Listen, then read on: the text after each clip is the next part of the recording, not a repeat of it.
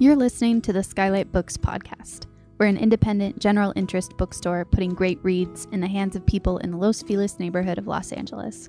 Hosted by resident Skylighters, we're here to bring you new and exciting author conversations, group reads, and bookseller chats. Happy listening. Hello, my beautiful listeners, and welcome to SKYLIT. This is the SKYLIT Books podcast, and I'm your host, Lance Morgan. Today, I'm super excited to welcome Angeline Jackson to talk about her new book, Funny Gal. Angeline Jackson is a LGBTQ human rights activist and HIV/AIDS educator and the former executive director of Quality of Citizenship Jamaica. In 2015, President Barack Obama recognized Angeline as one of Jamaica's remarkable young leaders at the Town Hall for Youth in Kingston, Jamaica. Angeline participated in a U.S. Senate briefing panel on LGBT rights in 2014 and attended the first White House Forum on global LGBT human rights. She lives in Jamaica. Angeline, welcome. I'm so happy to have you on. I'm happy to be here. Thank you. Also, crazy that you said you don't understand why this. Sorry, listeners, this is from the pre-show, but how I wouldn't be like just a fan of yours after reading that bio there. Like, the White House. I don't know. It's it's the work you do as an activist. You don't think much about it. Oh, it's. I'm honored and just humbled that is the impact that you feel engaging and seeing my work. It's so engaging seeing a woman in Jamaica. Also, sorry for I tried my hardest to say funny gal, right? And I know that I have no Jamaican. As much as I was raised by Jamaicans with the heaviest accents, I have nothing. I have none of it. I have not a little bit of it. Give yourself some credit. You got it right. You did. Listen, I'm better than most. I'm better than if a regular American, a run-of-the-mill non-Jamaican, or I'm better than them, but I'm still not there. No, this is just so exciting for me. I've been a fan of yours for years. The work you've done is just so great seeing a Jamaican woman in Jamaica doing this work. It's amazing to see. But before I go into spending this entire podcast episode talking about how much I love you and your work, I will let you have a reading for us, right? Yeah, I do. Yeah, and so I'll let you take it away. All right. So this is from Funny Gal, My Fight Against Homophobia in Jamaica, that I co-wrote with Susan McClelland. And this is chapter 15. Section 76, Unnatural Offenses.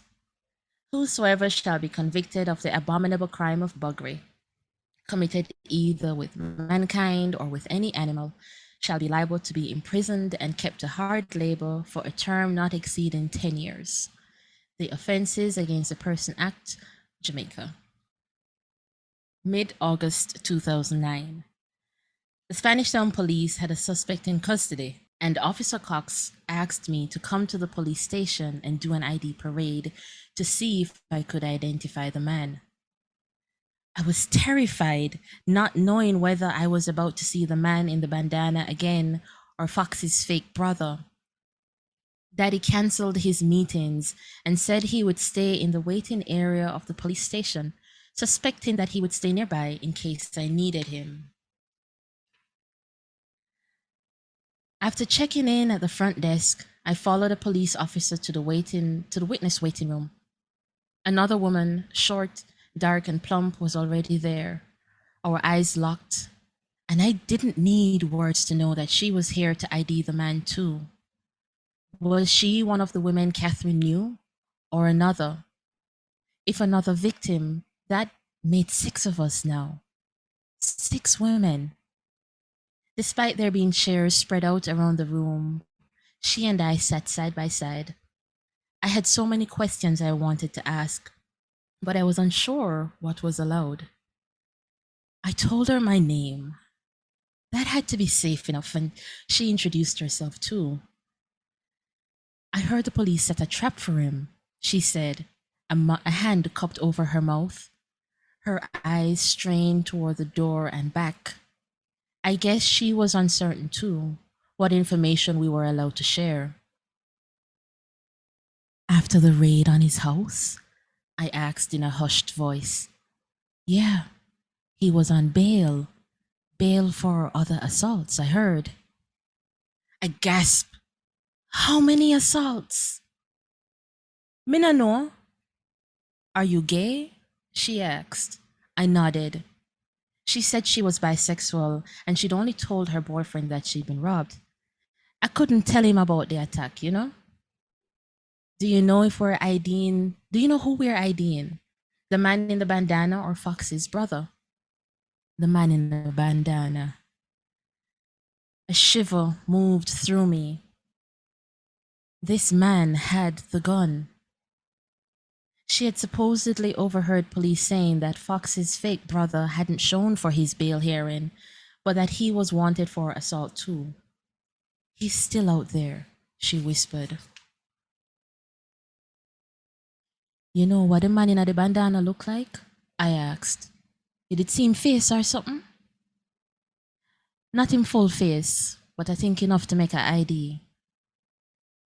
The woman was called into the ID room first. While she was gone, I sat still, quiet, alone, staring at the ceiling, the yellow stains, and then my sneakers, black and white Converse knockoffs. I wrung my hands together, which felt stripped down and exposed without my silver ring. Outside the room in the hallway, the shuffling and usual commotion had gone quiet, as if everyone, not just me, were holding their breaths. When the woman came back, her eyes were red and tears had smeared her makeup. I couldn't do it, she sobbed. I couldn't ID him. Couldn't recognize him face. On shaking legs, I stood up. It was now my turn. When I entered the screening room, I jumped. There were 6 or 7 men all behind a window, standing up close, not far away like I'd seen on television crime dramas. I started to exit the room, momentarily convinced the glass that separated us wasn't one-sided, and that all these men, including the attacker, could see me as clearly as I could see them. Take all the time you need, the police officer facilitating the ID parade said. As if sensing my fear, he added, You can stand right up to the window and they still can't see you. I timidly approached the window. As I moved from man to man, I recalled those hands, rough, smelling of oil and marijuana, pushing me down, down to the ground. Palms up and then palms down, I asked the police officer to tell the men. I singled out 4 of the men for being too short, too tall, too skinny, or too fat.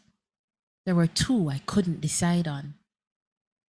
I asked each of the men to turn to the side so I could view their profiles. Afterward, I stepped up close to the window and slowly walked from one man to the next, studying their eyes. In my mind, I saw them all over again, the eyes empty, soulless even. Someone who could commit so many crimes and still have a soul was beyond me.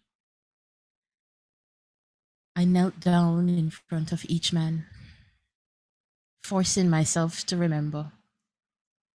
Remember when I was forced, naked and raw, to kneel in front of the man.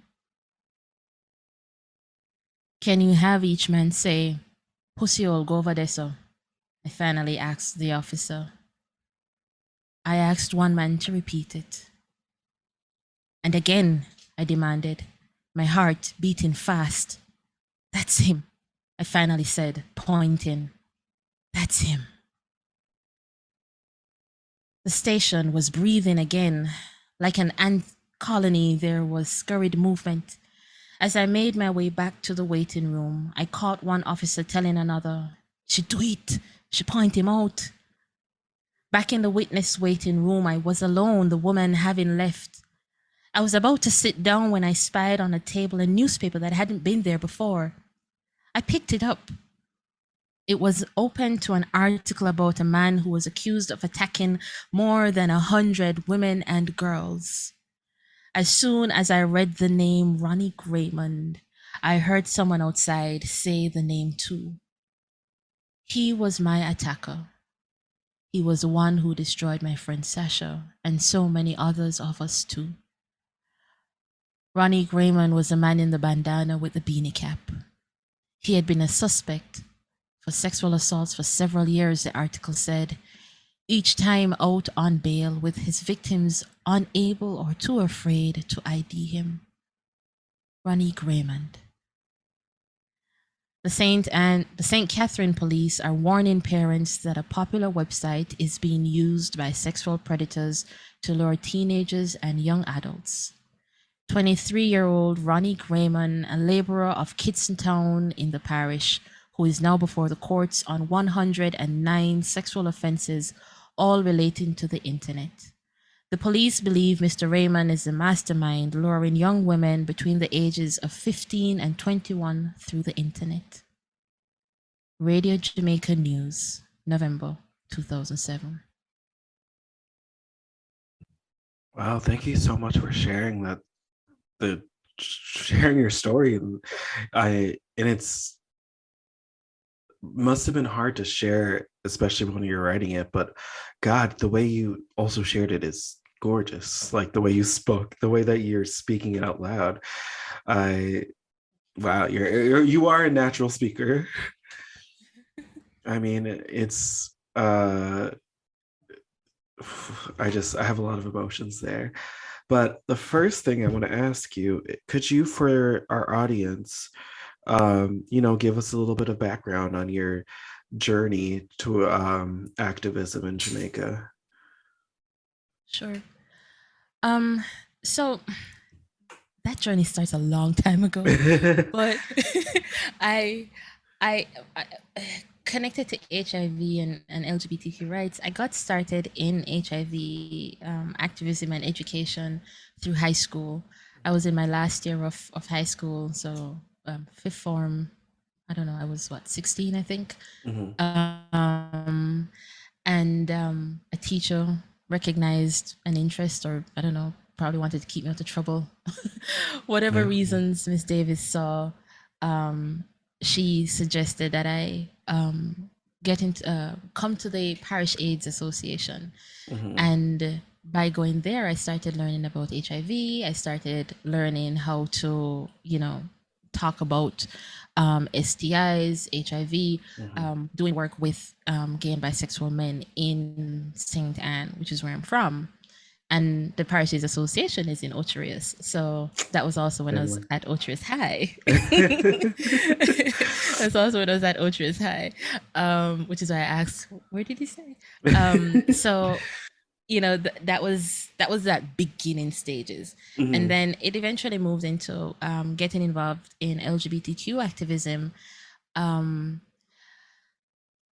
It wasn't a big involvement initially, but after I was assaulted, there came a point where in my activism I kept asking, and I think I talk about this in the book, I kept asking, what's happening with the women? Where are the women in the program in? Where are the women in what we're doing? And there came a point where everybody was just rolling their eyes. Yes, Angeline, we know. What about the women? And so a friend of mine said, if you keep hitting your head over and over again against the wall and expecting a different result, then you are mad. And so a friend of mine and I decided to start an organization. And that's really where the rest of the activism started. It did come out of my own experience, realizing that there was nowhere for queer women to turn to at the time. This is 2009. Nowhere for queer women to turn to for support. If they had experienced what I had experienced, and by what I learned, there were queer women who were experiencing what I had experienced. Yeah. And so where were they going? What was the support that was available? And I didn't feel that what was being offered was adequate. So I did something about it. But in a very, very brief Cliff Notes version, that's the journey from getting me into activism. It was a high school teacher introducing me to Parish AIDS Association and HIV work, and eventually getting into LGBT activism broadly, but more focused on lesbian and bisexual women, happened as a result of my own experience and recognizing that support was not available. Wow. And I mean, yeah, I feel like that's, especially after following you for a while, it's a, not a surprising thing to hear. And for our listeners, so probably a lot of them are not familiar with, LGBTQ history in Jamaica. Could you give us a little brief, because there's so much to cover there, a brief, not history lesson, but a brief history on like LGBTQ culture in Jamaica and the tumultuous history there. I can try. From what I remember, much of the work, actually, a lot of the work around LGBTQ rights and culture building started, I think, in the 70s with Larry Chang and the group that existed at the time. Larry Chang is the name I remember, not that there were not other people. But there was like the GYAL newspaper, and there were different publications that happened. I can't tell you what happened between the 70s and 90 something. That's when my history picks back up in the 90s.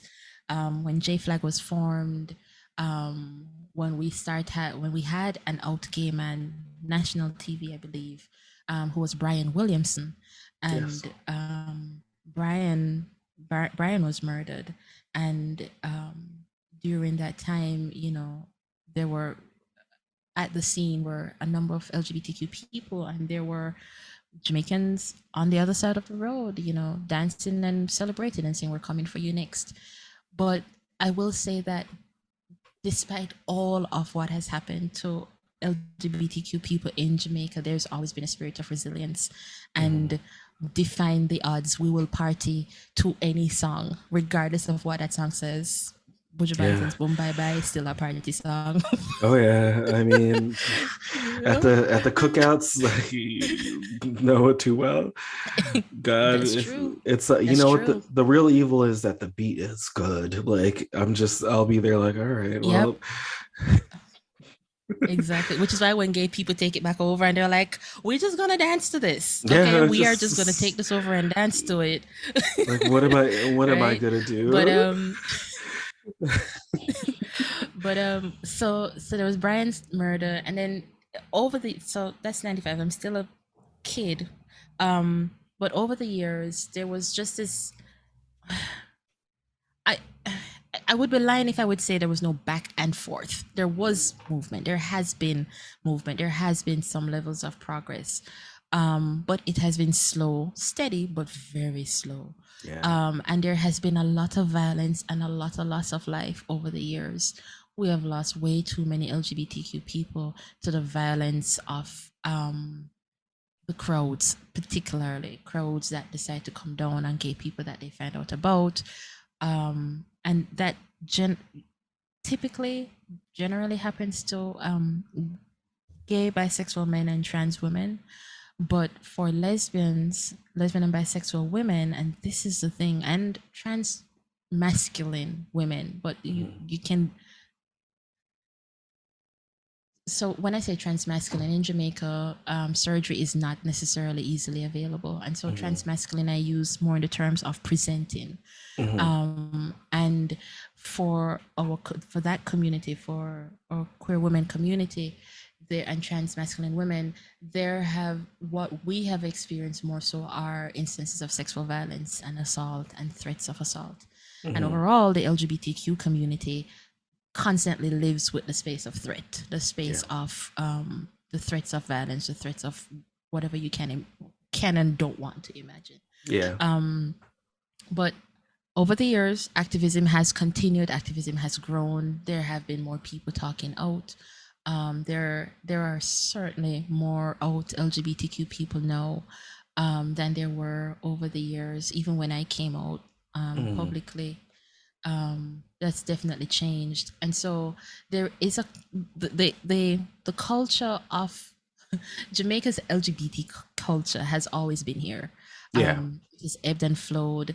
We have partied in homes and have church in the same homes the next day. You know, yeah. we create the spaces that we need. We have made our safe spaces. And we're resilient, but it's been a journey of still not yet there, but getting there. No, I mean it's a journey. It's a journey for sure. And it's it's the resilience is so amazing to see. And I mean, one thing that I know that I've seen a lot of times is when a lot of especially Jamaicans who are like get more prominent in culture in some way, who eventually either are outed or want to be open, leave.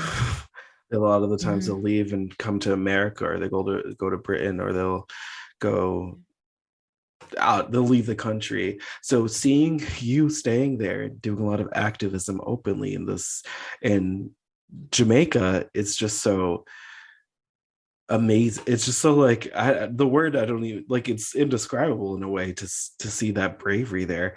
How has that been for you, staying in Jamaica, so in doing this work and being, very open about it? Well, I know it's gonna be good. Let me get my coffee. I'm ready. I first have to say that I definitely pay homage and stand on the shoulders of activists and queer people who have come before me, those who have come out in Jamaica, those who lived in Jamaica for as long as it was tenable before they left, and recognizing and acknowledging those who have lost their lives in the space of being out and choosing to defy society's restrictions. When I came out, it was a very specific, it was a deliberate move, because when I co-founded QCJ, Quality of Citizenship Jamaica, I didn't want to not be out. It didn't, in my head, it didn't make sense to start another LGBT organization, queer women organization, and you didn't know who the leadership was. You didn't have a face. And it wasn't so much for the sake of being a face. I don't want that type of publicity, but it was for the sake of, there were cartoons drawn by an artist named Clovis in the Jamaica Observer that were terrible representations, caricatures of LGBTQ people. I don't look like any of those stupid cartoons. Where are the people who can? And that was the thing. I was in a position, and I'm still in a position, to be able to do it. I know that my reality is not the reality of so many LGBTQ people, but I was able to do it because I was living in a gated community. I was not uptown Kingston, but I was not in the ghettos. I was not downtown Kingston. I was living in middle class gated community Kingston. And I could do it. I could afford to take taxis, chartered cabs to where I was going rather than taking public transportation. I traveled a lot. My sisters particularly would laugh and say, I used to take airplanes more than I took taxis.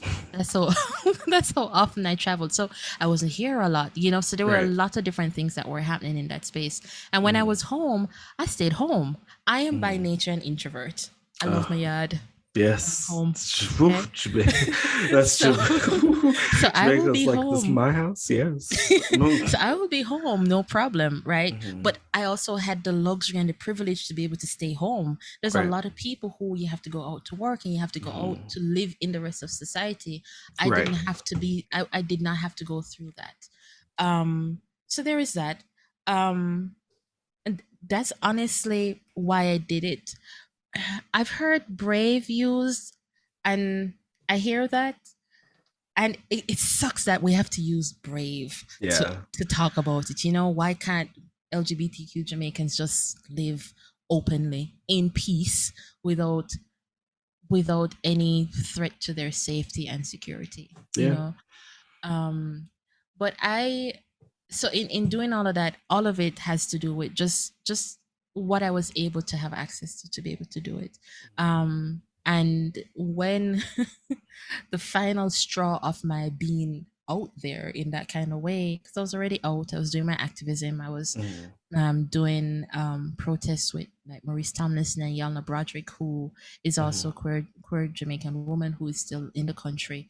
But that final, when you say kick off all the doors off of the closet door, that final kick was when Obama came, and I had to decide when they reached out to me, am I willing to be this out?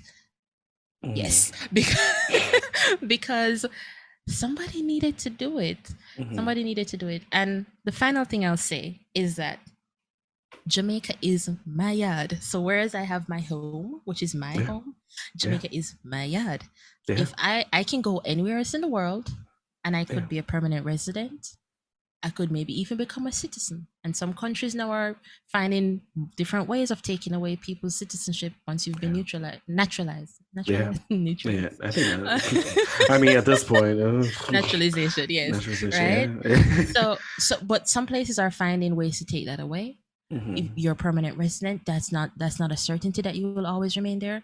So if any foreign country that I move to decide to kick me out of them country and send me back to my yard, my yard needs to be in a state of affairs that I can come back and live in peace. Exactly.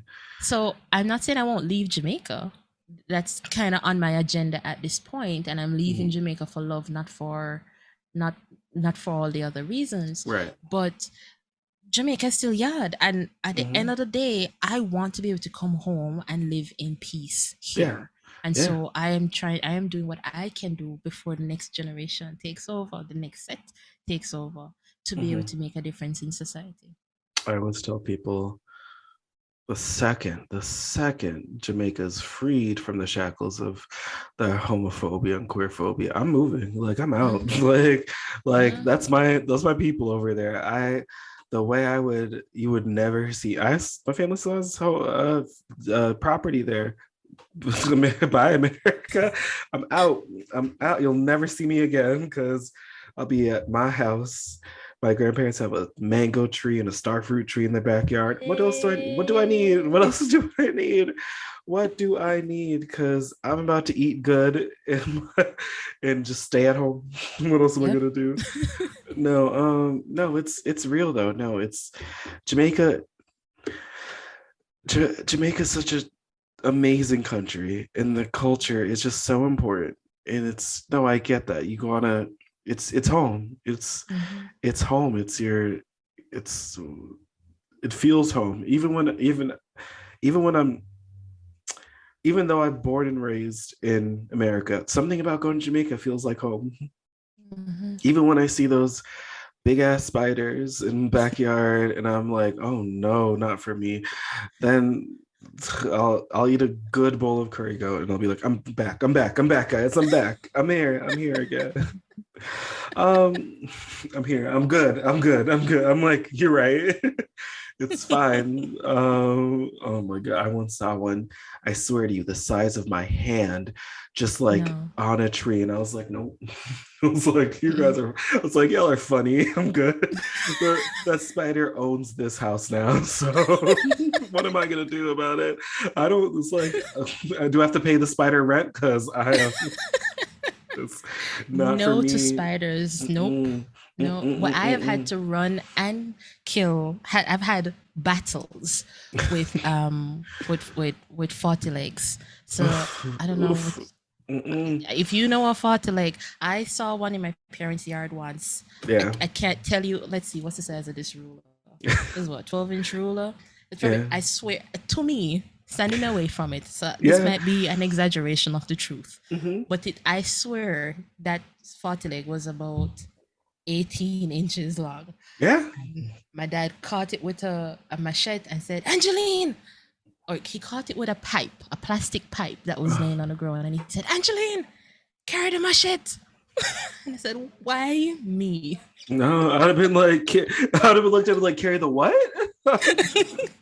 I was like, I can't, I have to go. I'm so sorry. My car is, I have to go.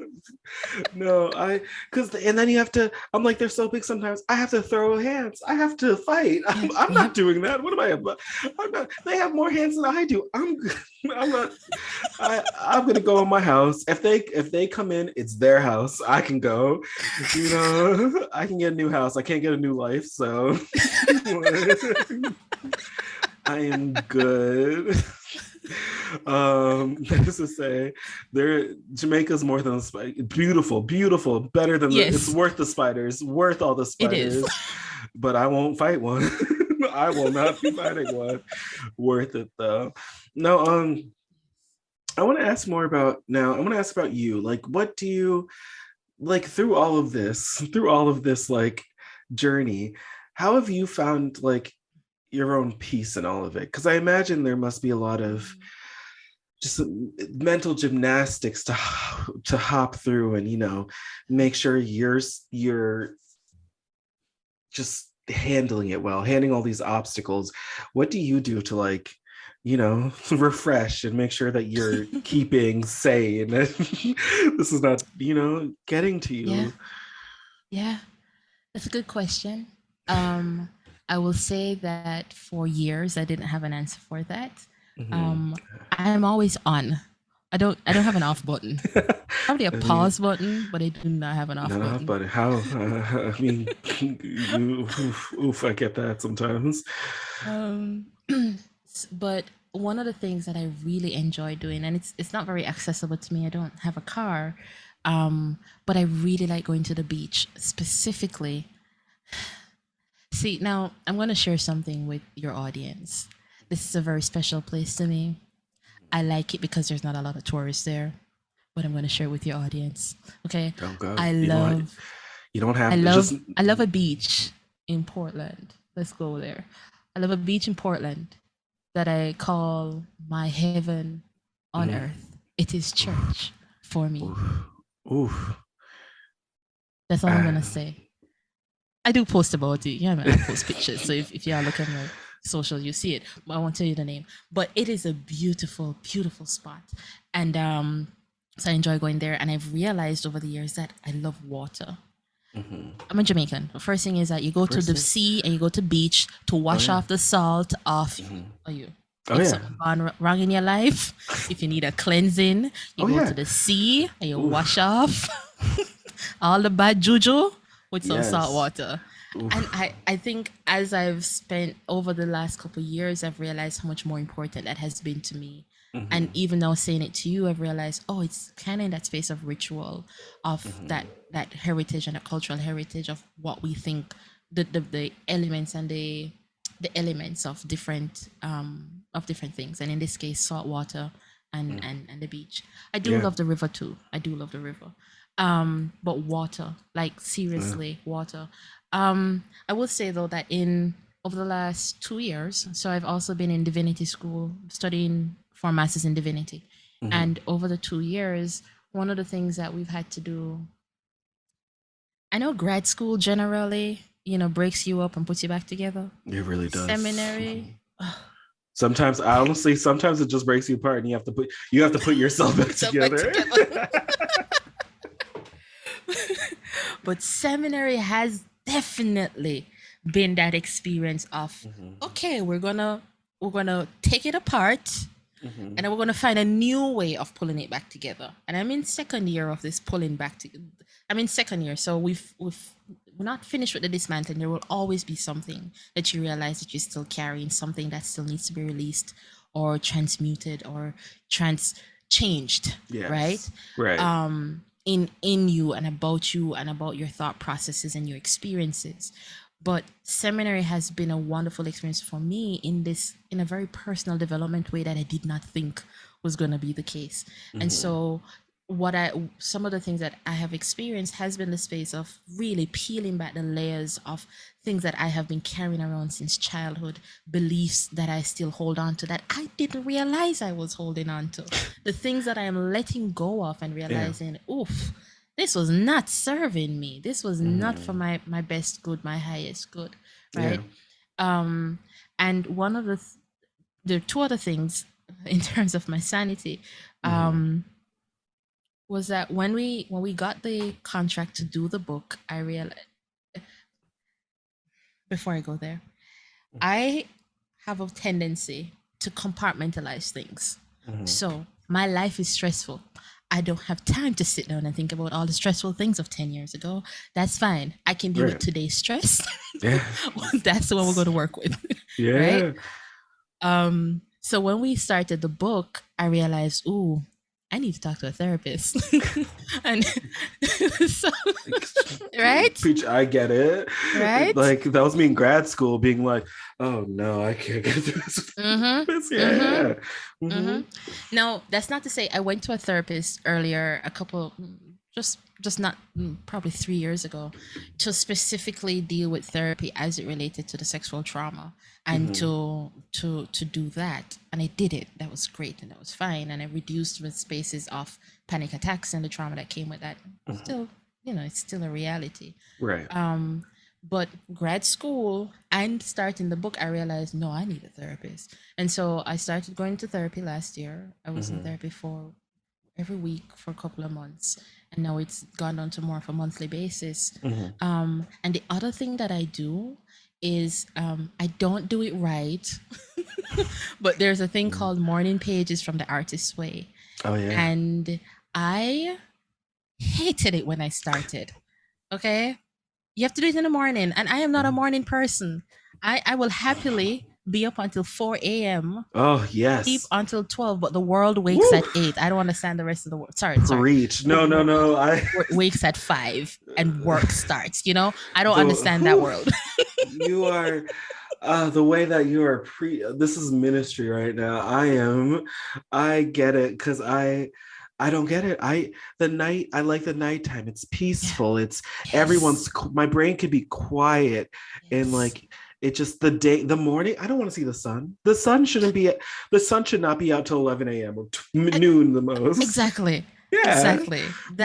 Yes, absolutely. Right. Listen, we get it. So me getting up, trying to do morning pages before, let's say I have something to do at 11 o'clock, which is when I try and schedule everything to start. So, but I have to get up at like 9:30 so I can get my morning pages done and, my morning stuff. Right. I am up at 9:30 with one eye half open, laying on the bed, probably some drool still coming, trying to write in these morning pages, but so I do not use the size, which is a regular A4 8x11 book. I don't use that. I'm sorry. But what I do is I get books that look really nice and that makes me want to write in them. Yes. And I have it right beside the bed so that I don't have an excuse to not do it. And Smart. I write in write those pages 3 every morning. And that's, so I just, whatever's on my mind, when I wake up in the morning goes down on those pages. Sometimes it's nothing. I've written sleep a couple lines over. Yeah. I don't think that's what you're supposed to do, but I don't know. It works for me, right? Yeah. So I've totally done that. Yeah. Totally done that. And that has helped. And it's been a space of outlet and release. And all of these things that I'm talking about, I totally got from seminary. And Artist's Way. One of the other things I did was I bought a watercolor paint book and some watercolor brushes. And I'm not an artist, although, you know what? Everybody's a creative. Everybody's a creator. You wrote it. Also, let me say, I'm not an artist, but I have a book out. What? I know, right? I'm over here like, excuse me. What do we think about artists, right? Right, exactly. You're an artist. Sometimes I just doodle, literally. Just take the book up and I just doodle. Or every once in a while I create something that's very stunning and I'm just like, wow, where did this come from? But it's that space of being able to have that. And the last two things that I do, I grew up Brethren, and so tarot and mystical arts and all these things were off the books completely. You don't touch these things. Witchcraft. Dark, man. That's darkness. Exactly. Yeah. Exactly. Obia, you don't do them things there, right? Right. But I have recently come to a space of realizing that I got curious about tarot and oracle cards. And I'm the type of person that I will have no interest, and then I have all interest, and I go all the way in. Well, yes, you got to. You have to. So I have 5 decks that I now use. I had 0 and then I had 5. I have 5 decks that I use, but I've come to love the Muse Tarot deck, and there's a new deck that I want to get. But there's a particular deck every morning. I do my cards, and the tarot does not run my life. I don't read it and then say, oh, this is what I want to do today because the tarot said, you know. But I found it to be a very beneficial space of also tuning into myself and being able to hear myself, and that has been reading you. And the last thing, I like to play with alcohol. I love to drink it too, but I also like to play with alcohol. I feel that adults sometimes, as an adult, let me talk for myself. As an adult, I want to have times when I can just enjoy alcohol, but not like a grown up. Like recently, I had Swiss Miss and I made it with some Tia Maria. Ooh. It was amazing. I was just like, because sometimes adults just want to have kid fun. Okay. Yes, so exactly. I also like playing around with alcohol. Those are the things that I do for my sanity. You know what you should do next time? Get some Ray nephews. Put it with not Swiss Miss. If you do like a root beer float. Put some Ray nephews. I really like root beer float. Do you like what's your soda drink? I'm a Jamaican. I like Pepsi. Do Pepsi, a scoop of ice cream in there, and just a little bit of Ray nephews. I'm telling you, you'll have a good time. I'm gonna try it just because. just because you let me know, and I will. It's a fun time. I promise you. Just when I say a little bit of Ray nephews, you know what I mean. You know, like you know what I mean. The correct ratio. The correct. It's if you have to. I have my bottle, and you have to have. I always tell people when you have to have. Every Jamaican has one bottle of Ray nephews in their house at any time. You have to. It's everything. You can drink it. You can wash. You can cook with it. It's a good mosquito repellent. Medicine. Use it for medicine. Honey lime Ray nephews. Cure anything. It can cure anything.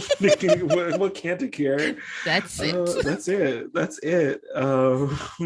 No, someone was like, "Isn't that just isn't that hot water? It's a hot toddy." I'm like, I don't know what you're talking about. I don't know what that is. I don't know what a hot toddy is. That's not my culture.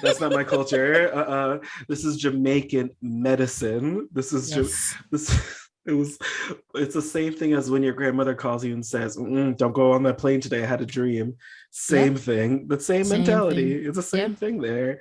It's like I trust it.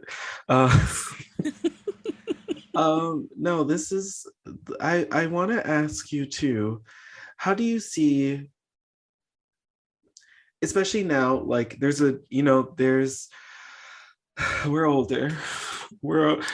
It's the kids are taking my energy there. I see them now. I'm like, oh no. I just saw my baby cousin, she's 13, going to high school, and I'm just like, she's like, oh, how old are you, 40? I'm like, I need you to leave my sight right now. I need you to walk away from me right now. I need you to I was like, you have 10 seconds to walk away from me right now. I was just like, these kids are mean, they're rude. Oh my god. But these kids, they're online, they're connected, they're more connected than ever. They're more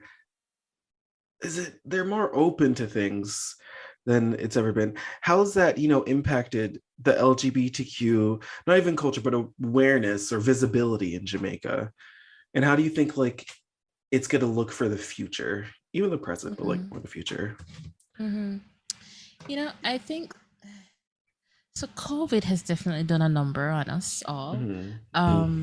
So what that has looked like in the space of society, I still can't tell you. I haven't been able to put a finger really on how society has changed. Right. But what I do know is that kids had a whole lot of time to watch a whole lot of stuff at home during COVID, during the heights of the pandemic, when we had lockdown and kids weren't going to school and that kind of stuff. Right. And so I definitely know that there has been, in terms of exposure and awareness, that has definitely changed. And um many Jamaicans have access to Netflix. Yeah. Many of us, we got Disney. We got the stuff. We have foreign TV. How about that? We have foreign Yeah. TV and we have foreign movie, Right. right?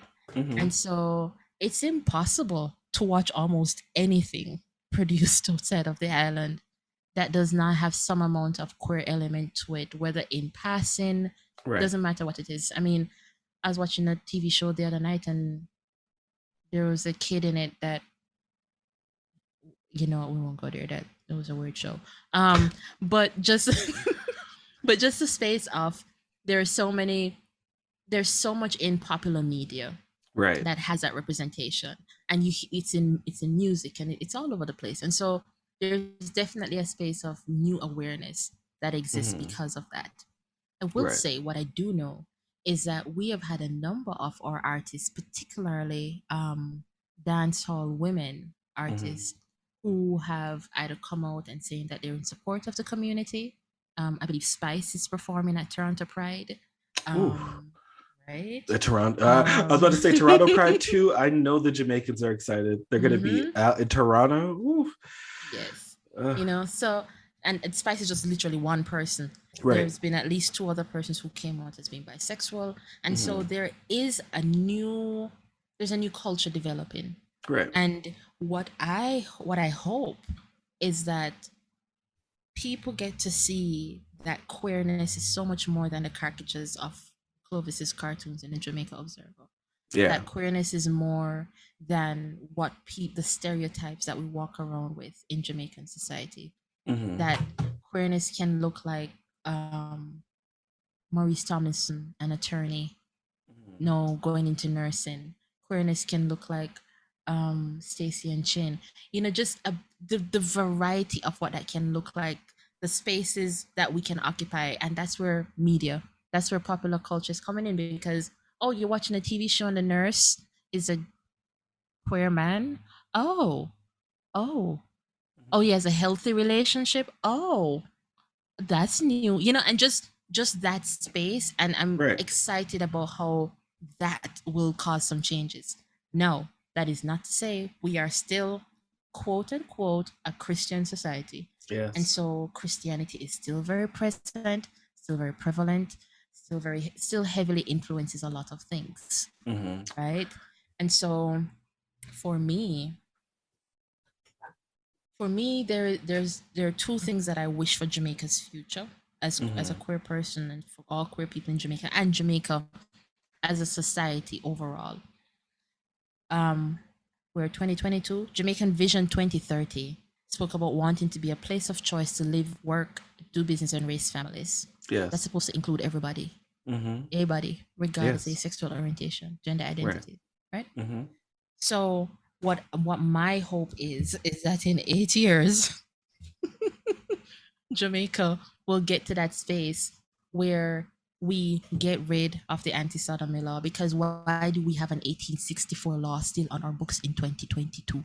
Yes. It is my hope Yes. that we will redefine rape to actually mean something with teeth for all persons who are affected by that, not by separating crimes against men, anal rape into buggery, as if it's so totally different, and it's not just men, but anal rape as Right. buggery, because rape laws don't cover this.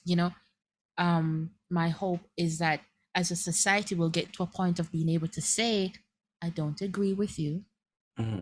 I don't agree with your quote lifestyle. I'm using that in quotes, listeners. Um, but I can respect that this is your life and this is how you want to live. Then in another 10, I'm hoping it would take less than 10 years, but in another couple of years, I'm hoping that then we get to the point where we can actually have family life, where Yes. family structure, new family structure, new to Jamaica, family Yeah. structures will be legally recognized, and that type of change can happen in society as well. But Mm-hmm. those are my hopes and dreams for Jamaican society at large. And it always happens with the kids. It's always the next It generation. does. So I am hoping that the next generation is seeing what's happening out there and realizing, we can have a better way of living where everybody is included and accepted and welcomed, and we can leave people to their own business. Yes. One movie that I remember seeing and being like, this is good that it's being shown. I mean, past my own views on the movie, how good or bad it was, whatever. The Marvel movie, remember that? Did you watch the Eternals, that Marvel movie? I never did. I haven't had the time. It's watch it whenever you get a chance to, or whatever. If you don't want to, whatever. But there is one of the main characters is this, big black man, Brian Tyree Henry. I don't know if you know him from. He's in Atlanta. He's Paperboy in Atlanta. He's been in a bunch of movies and television. Mm-hmm. If you see him, you probably recognize him. I have to see the face. Yeah, mm-hmm. But he plays like he plays a gay character in it. And I was just like, this must be great for like, other countries to see a black gay man openly in this, and just it be like, and not even be like a moment where any character has to like say anything. It's just he is there.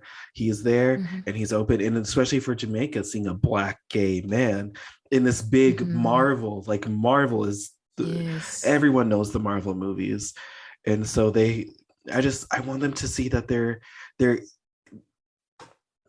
that anti-LGBTQ culture is not it's on the wrong side. They're on the wrong side of it when they see it, especially the kids. And the kids, I think, especially with TikTok and social media in that way, and they're like being like, oh, the way that my parents' generation, what they're saying is not right. And it's not, especially, I mean, if they're saying the homophobic and queerphobic slurs and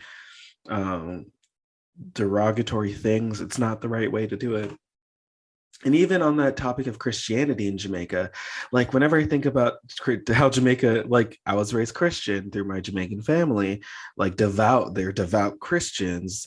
And I'm just like, well, when will Jamaica as a culture ever investigate that history of that coming from colonialism and slavery? And I'm like, do you guys know that the idea is because they enslaved us, and like they told us that we have, like, what was Jamaica, what was the religion before, this might be a topic for, hey, take the idea from another book if you want an idea. But what was religion before Christianity in Jamaica? What were the beliefs?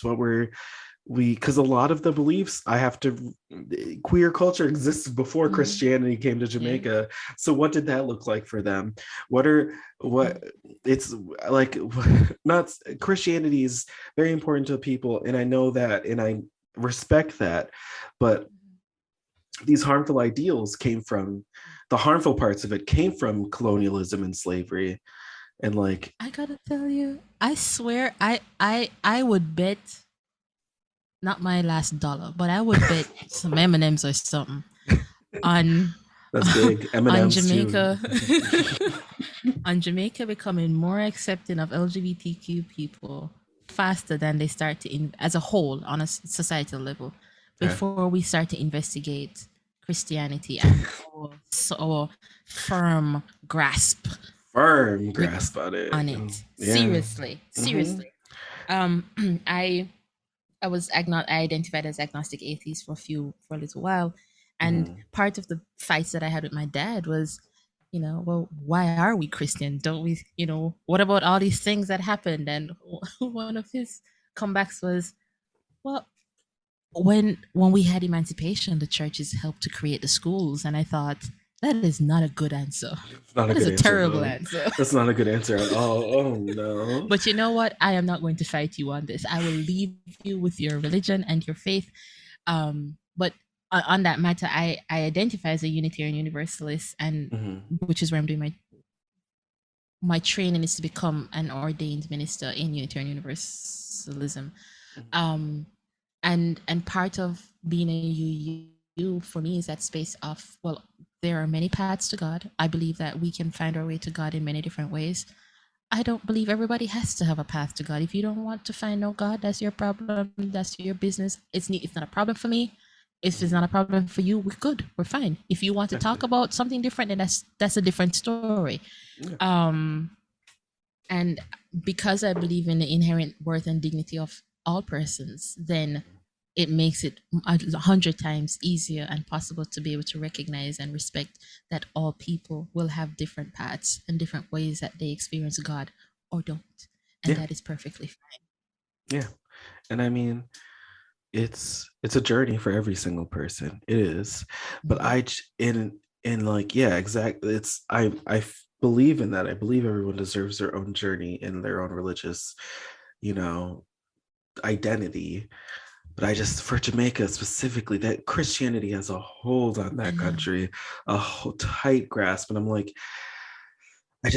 I want, you know, you're saying like they would accept like LGBTQ people before they investigate that. I'm like, give them the choice, because I would I give them that choice, because tomorrow they will be like, all right, well, I guess we have to accept. I guess we're here with all of you because we're not getting rid of Christianity. That is not and honestly, I'll take it. I would be like, sure, why not? Why Yeah. not? No, it's something, and it's something that definitely there is a connection between anti-LGBTQ culture and Christianity Mm-hmm. and slavery. Sure. And it just, I mean, the three of those, just the true and original sin in that way. Mm. God, I'm gonna Mm. get, oh no, the hate I'm gonna get from the Jamaicans who hear this. They'd be like, excuse me. No. God. But Uh, it's not a stretch to talk about how the influence of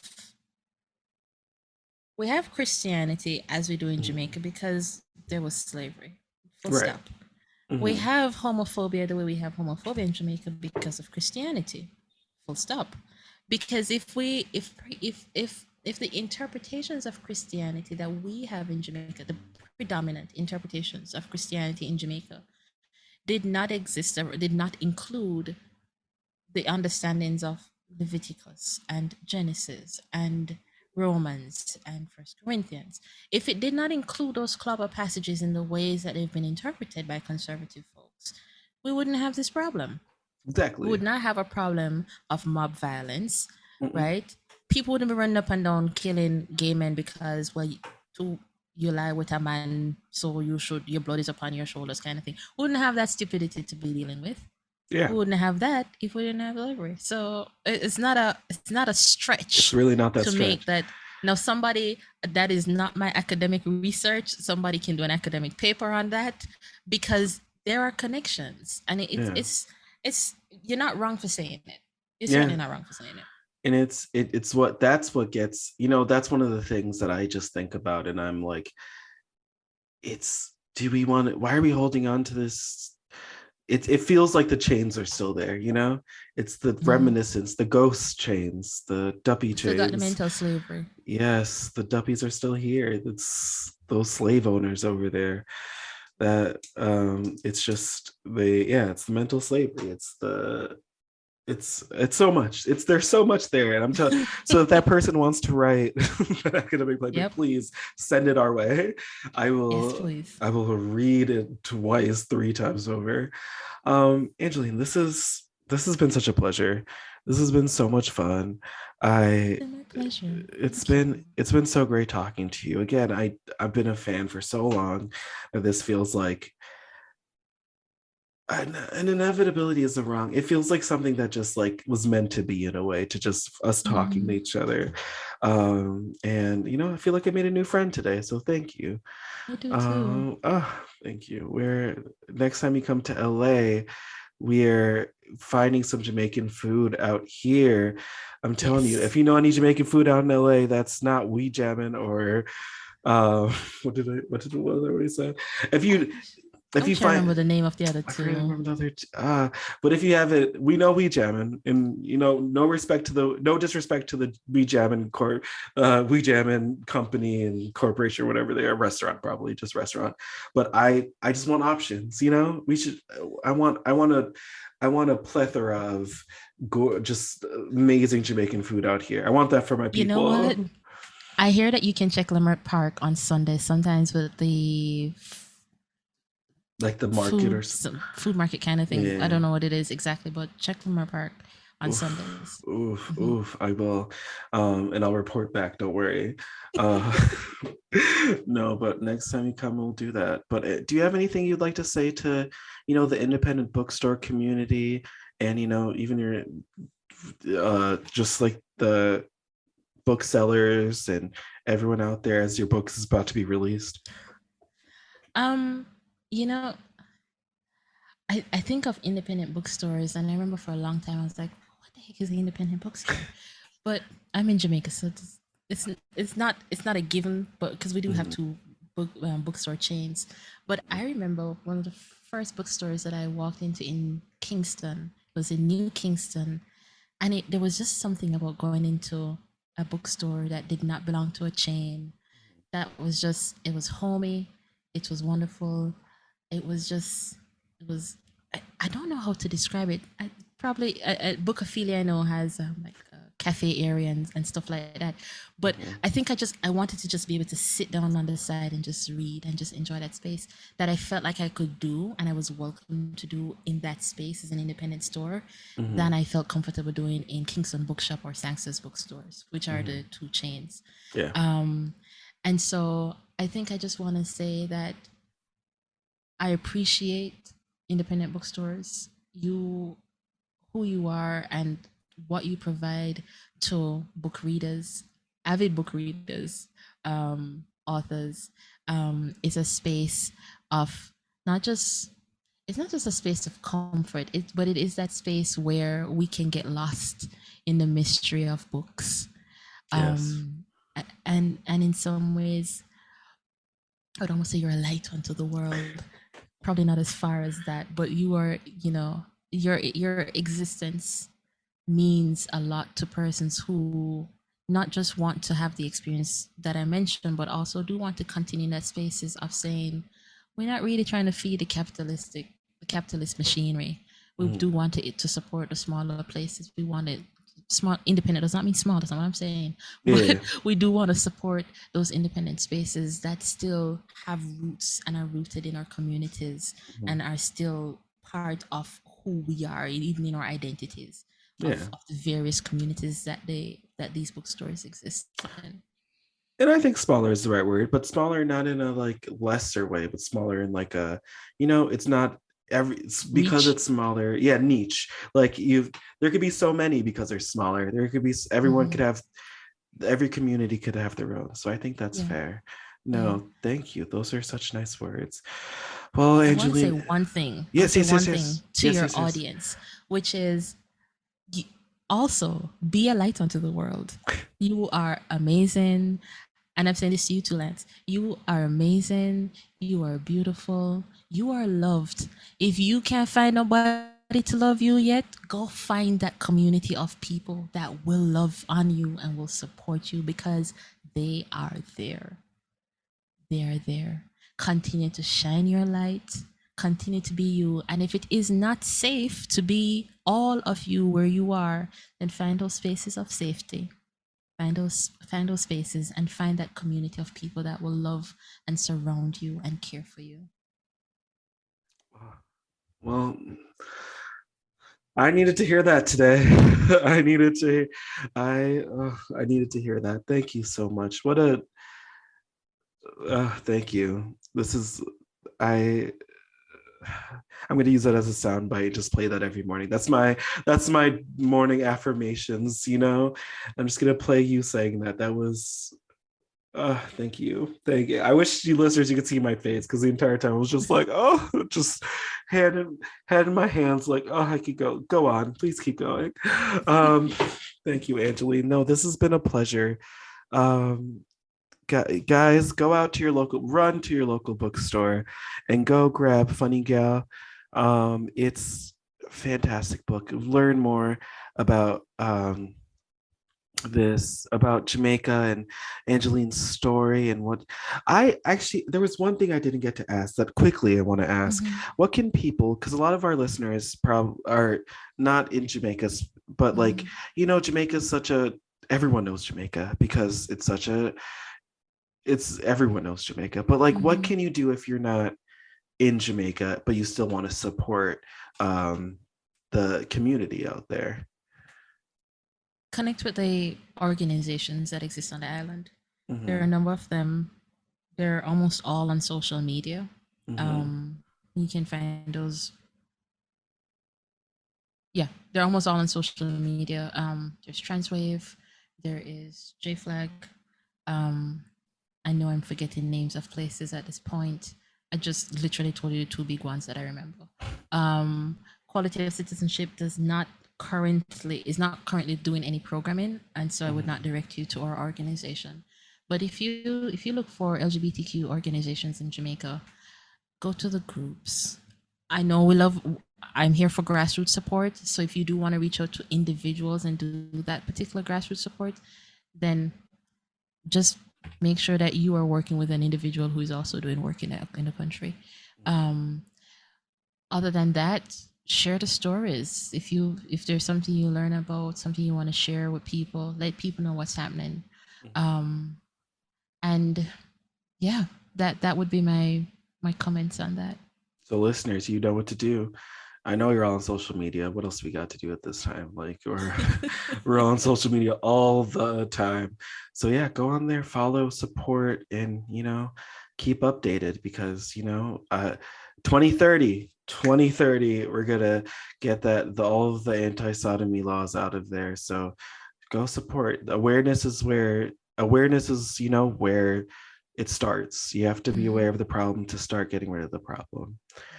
But Angeline, yes, once again, amazing episode. Go buy Funny Gal. To my listeners, new and old, new and old. Yes, I'm talking to the senior citizens, and that's what I call myself. So, listen, you didn't hear my back crack when I'm getting up out of this chair. It's gonna be oof. You need to go get my walker. To my listeners, new and longtime listeners, thank you so much for listening to this episode. This meant so much to me. I'm telling you, the second Jamaican culture is free from homophobia. I'm there. I'm out of here, guys. You will, and back in the back of a mango tree, fist fighting spiders. But yeah, thank you again, and to all of you listeners, you have a great and beautiful rest of your day. Rewind and go listen to Angeline's words again at the end of this, and take that in. All right, have a good one. Bye. Thank you for listening to the Skylight Books podcast series. Please don't forget to visit our website at skylightbooks.com and make sure to follow us on Twitter and Instagram.